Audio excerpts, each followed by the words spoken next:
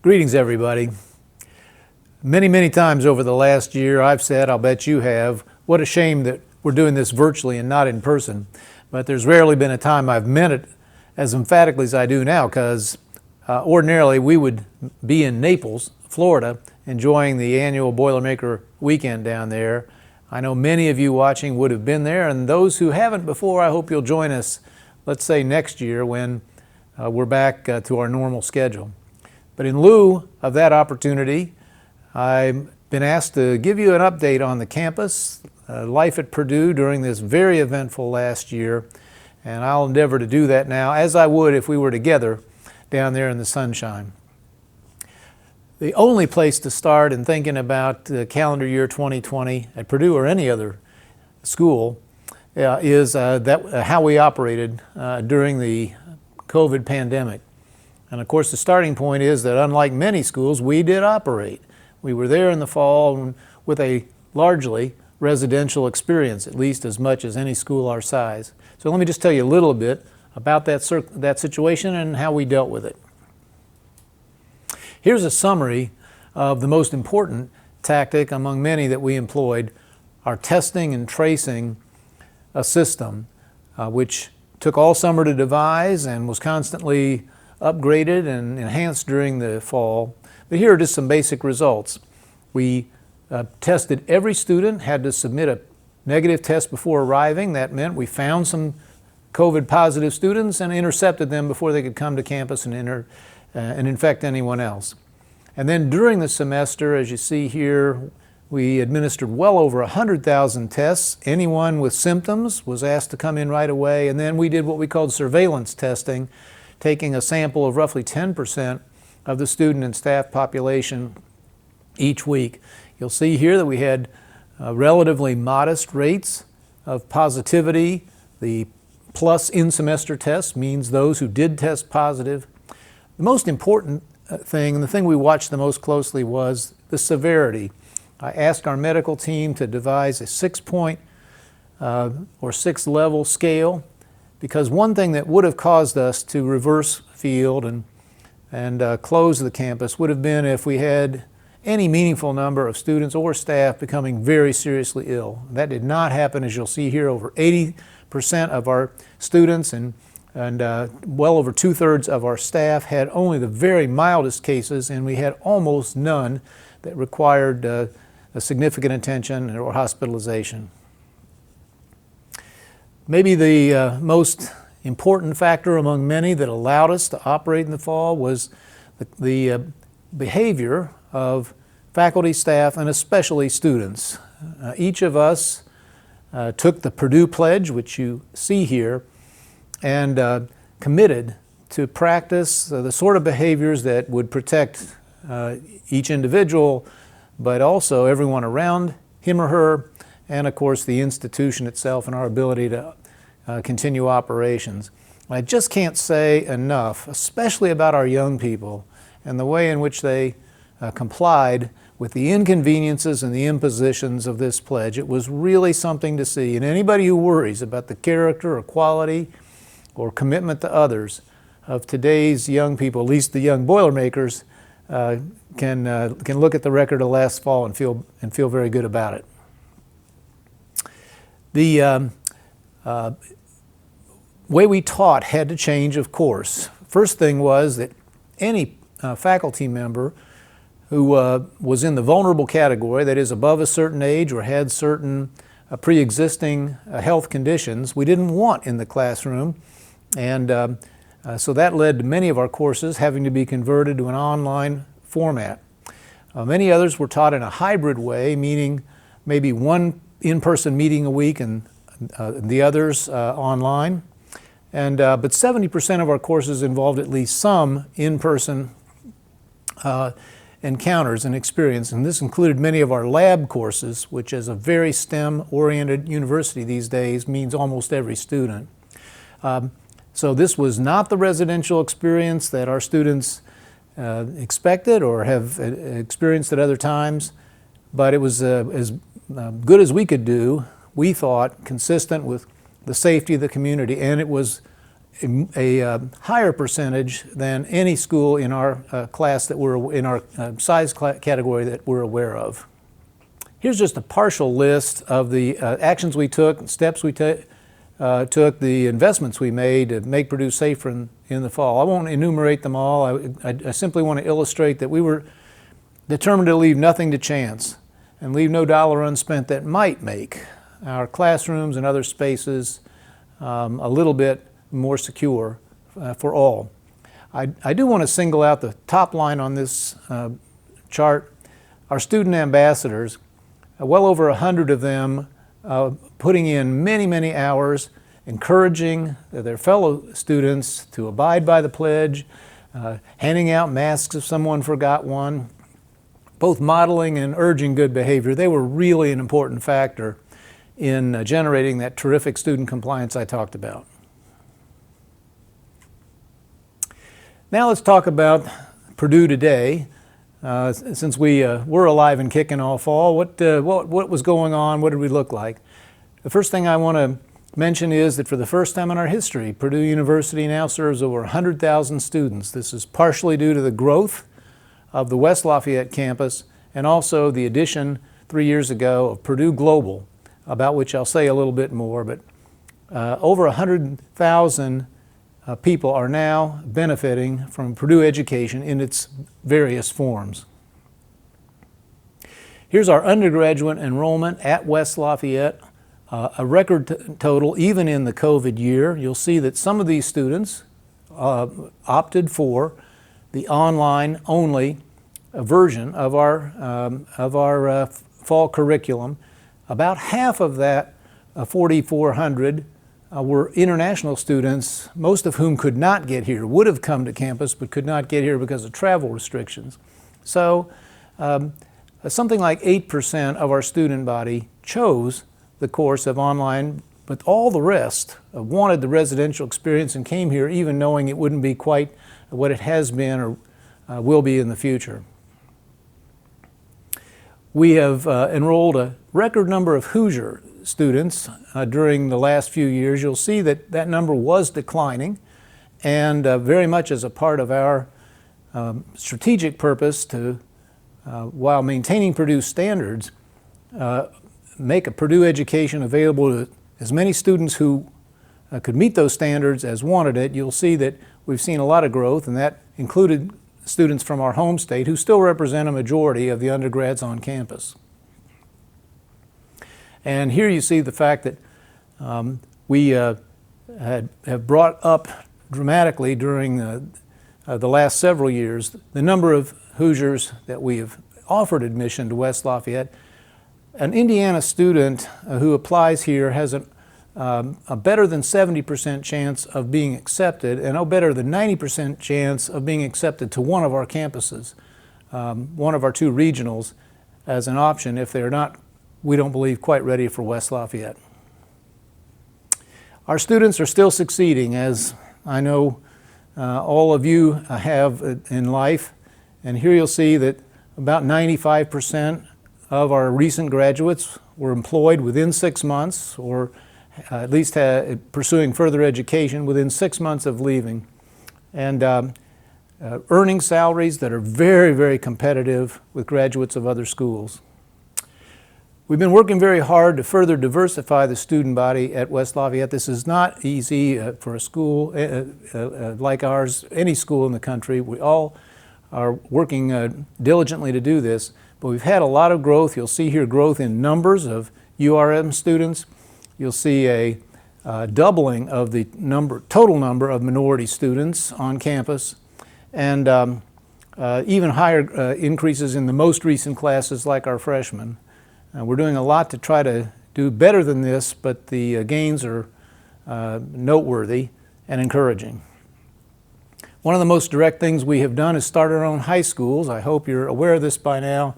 Our first of what are now 3 Purdue Polytechnic high schools in inner cities in Indiana, 2 in Indianapolis, 1 in South Bend, is in its 4th year. And so the first graduates are emerging.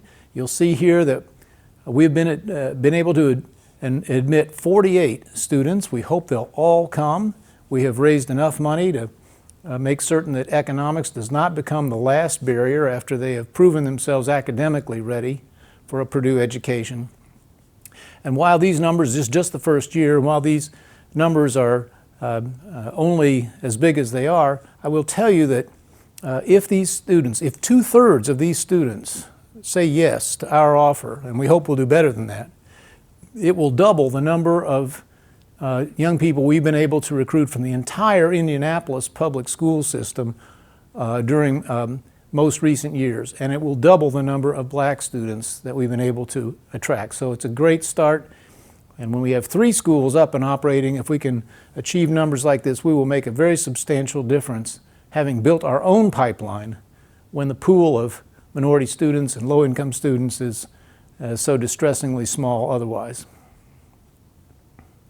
I talked about Purdue Global, our online university. It's growing very smartly. It is more than paying its bills and offers the promise of further growth in the future. It's very important to remember the difference between Purdue Global and the rest of our campuses. As you'll see here, it is almost 2/3 female. It is mainly working adults. The average age is well over 30.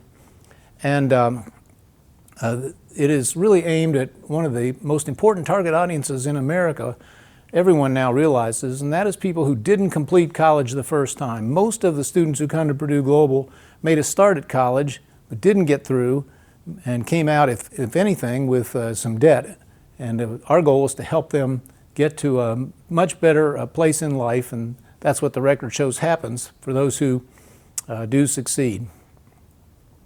You know that we've tried very hard to make Purdue as affordable and accessible as we can.